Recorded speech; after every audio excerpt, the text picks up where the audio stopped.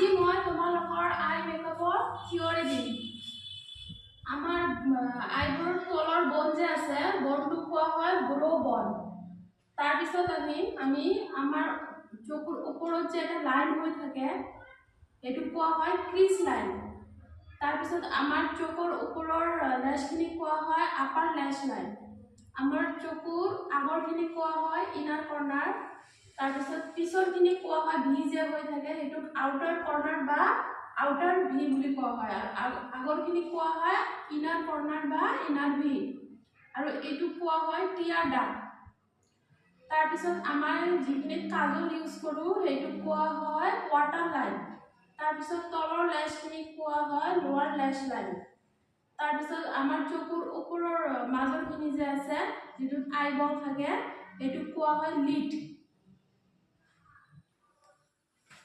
আমি যেতিয়া মেকআপ কৰিম, মেকআপ কৰোঁতে আমাৰ এই যে ব্ৰ বন যে আছে, ব্ৰ বনত আমাক হাইলাইট কৰিব লাগিব।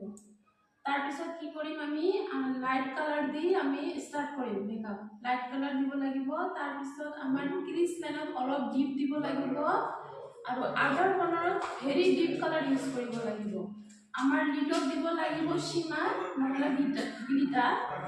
তাৰপিছত আমাৰ ইয়াত গ্লিটাৰ বা শিমাৰ ইনাৰ কৰ্নাৰত শিমা বা গ্লিটাৰ ইউজ নহয়, আমাৰ লিডত ইউজ হয়। তাৰপিছত লোৱাৰ লাইনত আমি ৱাটাৰ লাইনত আমি কাজল দি বা ব্ৰাউন কালাৰ দি আমাক স্মাচ কৰিব লাগিব।